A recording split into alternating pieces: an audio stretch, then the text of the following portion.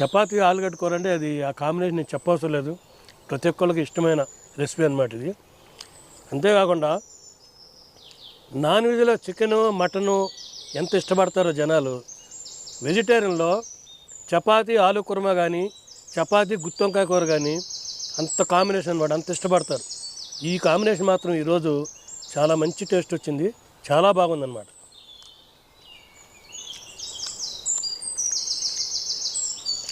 నేను ఏదైనా పెళ్ళిళ్ళకి వెళ్తే చపాతీ కానీ రొట్టె కానీ ఉంటే కంపల్సరీ గుత్తొంకాయ కూర అంటే గుత్తొంకాయ కూర, లేకుంటే ఆలుగడ్డ కుర్మా, ఈ రెండు వేసుకొని తింటాను అనమాట. నాకు అంత ఇష్టం అనమాట.